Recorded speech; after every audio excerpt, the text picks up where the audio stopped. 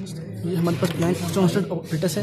हमने यहाँ पर चेक करना है स्टॉपिंग पोटेंशियल, ठीक है। स्टॉपिंग पोटेंशियल जो है वो क्या डायरेक्टली रिलेट कर रहा है इंटेंसिटी से या इन्वर्स रिलेट कर रहा है, क्या इंटेंसिटी के बढ़ाने से स्टॉपिंग पोटेंशियल कम हो रहा है या ज़्यादा हो रहा है। हमने यहाँ पर ये स्टडी करना है, ठीक है।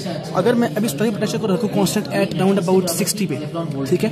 पोटेंशियल क्या कांस्टेंट है, I will use the colour of red light, ठीक है। रेड लाइट की जो वेवलेंथ है वो क्या है 611 नैनोमीटर है राउंड अबाउट ना। अब ये यहाँ पर मैं इंसर्ट करूँगा,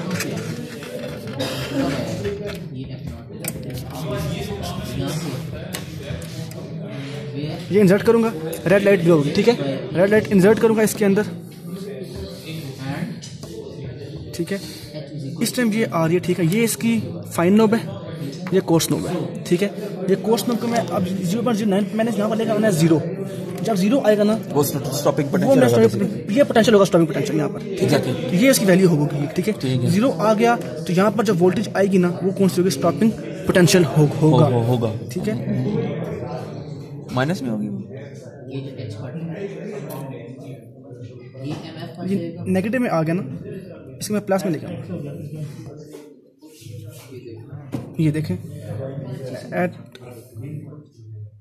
एच की वैल्यू क्या है यहाँ पे देखना, यहाँ पे क्या था हमारे पास, ये था एम था, ठीक है।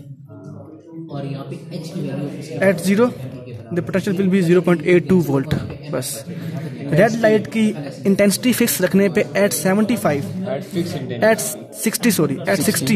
The stopping potential will be 0.82 volt.